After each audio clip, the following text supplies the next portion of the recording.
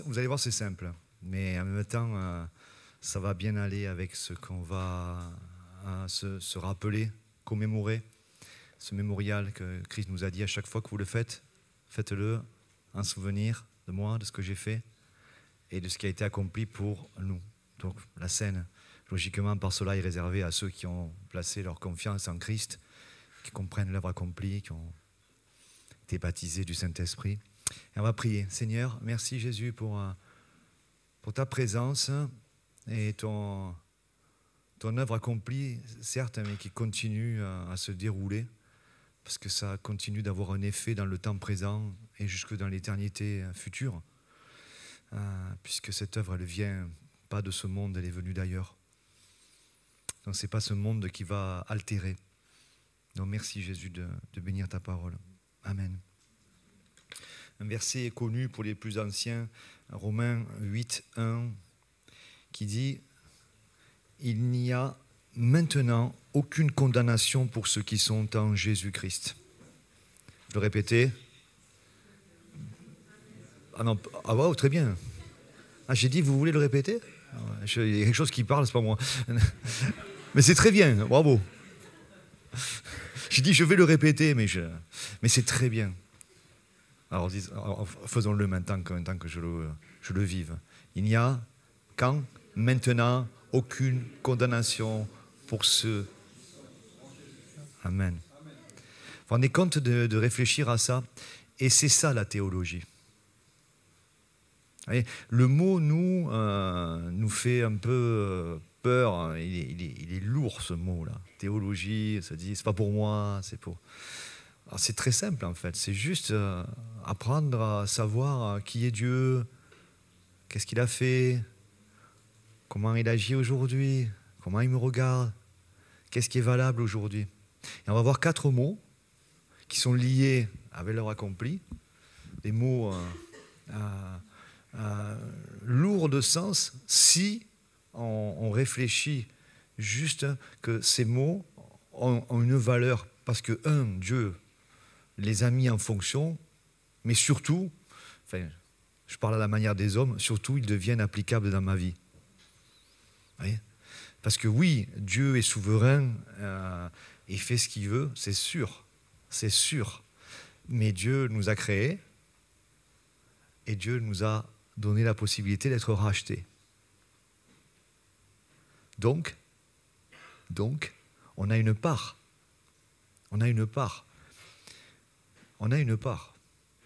Celle de croire avant de faire.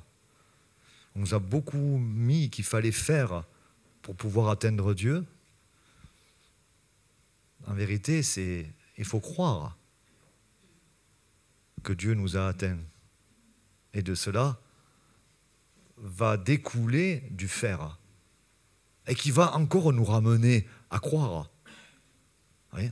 Si le faire, l'objectif c'est de faire, on va dire, toutes les religions du monde font pour satisfaire le Dieu. Mais notre Dieu, entendez ça, ça c'est de la théologie, notre Dieu est satisfait. Notre Dieu est satisfait. Notre Dieu est satisfait. À cause de Christ. Les mots sont substitution. Christ nous remplace.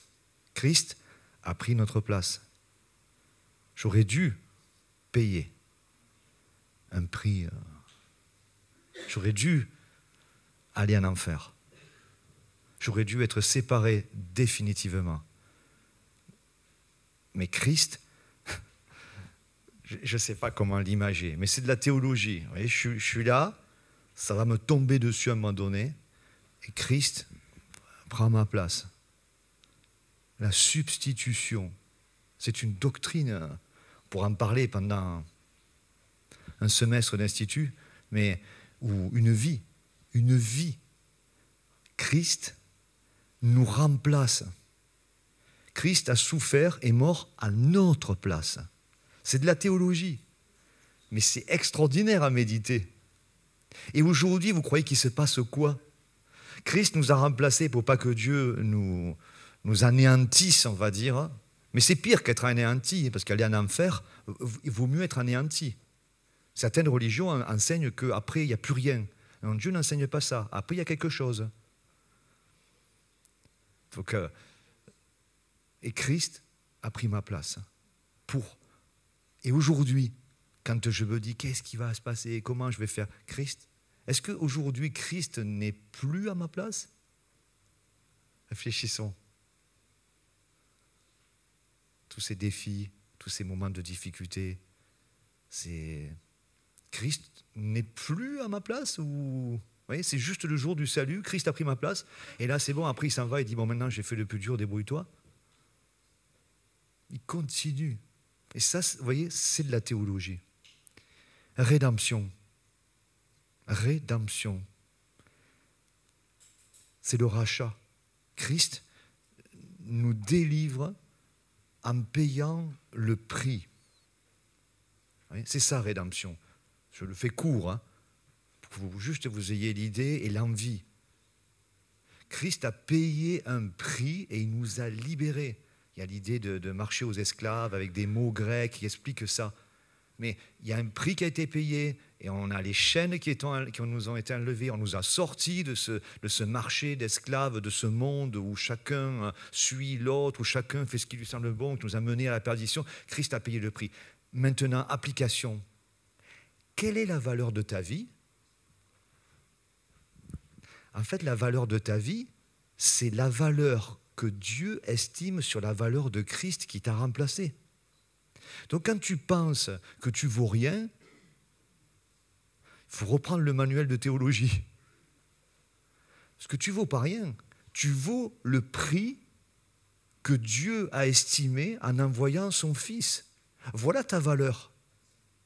Voilà ta valeur. Et en cela, la substitution continue. J'ai cette valeur-là. Je ne sais même pas ce que ça veut dire. Tu sais, si tu devais mourir et qu'on estime le prix de ta vie pour pas que tu meurs, imaginez, allez, on va dire, je ne sais pas, 98 000 euros. 98 000 euros, je vaux ça. Non, tu ne vaux pas ça. Tu vaux la vie de Christ. Parce que pour être racheté, il a fallu que Christ donne sa vie. C'est ça ta valeur. Vous vous rendez compte combien la théologie, c'est intéressant? Vous méditez ça toute la semaine, je peux vous assurer que le week-end prochain, vous n'êtes déjà plus les mêmes. Sinon, on ne le fait pas. On ne médite pas ça. On est là, oui, moi je ne vaux pas trop, puis eux, parce que l'autre aussi, il vaut cette valeur-là. Troisième, réconciliation. Réconciliation. Christ, par sa mort, nous a réconciliés avec Dieu. Et vous savez, le mot réconciliation, l'étymologie, ça parle d'un rétablissement. Et c'est intéressant parce que quand on est malade, voyez, on espère un bon rétablissement. Pourquoi? Parce qu'on ne peut plus agir, on ne peut plus aller travailler, peut-être même on est couché, on ne peut plus, on n'est pas en santé. Et on dit bon rétablissement, on ne peut plus faire les choses. Et à partir du moment où on est rétabli, on peut remettre en marche quelque chose qui était arrêté et dans lequel on peut œuvrer à nouveau, vivre, marcher, agir, parler. C'est ça la réconciliation. Le prix a été payé, Christ a pris ta place, tu es réconcilié avec Dieu, tu peux à nouveau avoir une communion, tu peux échanger, tu peux marcher, tu peux agir, tu peux aller, tu peux rentrer dans des défis parce que ça y est, tu as retrouvé la santé spirituelle, tu as retrouvé la forme, tu es de nouveau en santé, tu es réconcilié, tu es rétabli. Et ça, si vous le pensez toute la semaine, waouh! Et le dernier, c'est propitiation. Plus dur celui-là. Il y a des T. Propitiation.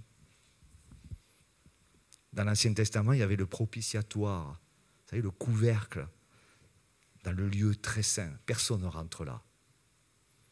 Mais nous, on peut rentrer. Waouh! Rien que ça, là, ça aussi, vous le pensez. C'est de la théologie aussi. On peut rentrer. À cause de Christ, le voile a été déchiré, on peut entrer dans ce lieu. La propitiation, c'est Christ qui a détourné, calmer, je le fais court parce qu'évidemment, quand on veut creuser la théologie, on peut aller dans quelque chose de plus compliqué parce que profond. Mais à la base, c'est simple. Hein. La propitiation, c'est Christ qui a détourné la colère de Dieu, qui a calmé la colère de Dieu. Je le dis avec des mots simples. En fait, mais la justice de Dieu, c'est pas Christ qui a dit bon, allez Dieu, calme-toi, vas-y, envoie sur moi. Non, la justice de Dieu a été accomplie. Un prix a été payé, votre place, on vous l'a prise, comme je l'expliquais. Vous avez été réconciliés, donc il y a vraiment eu quelque chose qui a été fait. Et la propitiation, c'est ça, c'est ce fait que Dieu est devenu par rapport à nous et par rapport à la situation, il est devenu propice. Quand on dit, vous savez, c'est un moment propice, c'est favorable. Donc Dieu, à cause de cela, est favorable. Et c'est intéressant parce que le propitiatoire, la propitiation, ça parle aussi d'une couverture. Parce que comme Dieu est favorable à toi, à moi, il est favorable, en fait, il te couvre. Tu es couvert à cause, et on va se le rappeler, à cause du sang. À cause du sang. Dans le lieu très saint, le souverain sacrificateur entrait avec des règles, c'était vraiment précis, c'était pas n'importe qui, c'était pas n'importe quand, c'était pas n'importe comment. Voyez ? Et ça n'a pas été fait par n'importe qui, ça n'a pas été fait n'importe quand, et ça n'a pas été fait n'importe comment. Christ a accompli parfaitement la justice de Dieu pour que je sois réconcilié, pour que Dieu soit favorable. Et vous savez, tellement, et même dans le christianisme, hein, Dieu semblerait nous regarder avec un regard, t'as intérêt à... Non, c'est quoi cette théologie ? C'est quoi cette théologie ? Dieu te regarde avec un regard favorable et il te couvre. Pourquoi ? Parce qu'il voit le sang. Il n'y a donc maintenant aucune condamnation pour ceux qui sont en Jésus-Christ. Amen.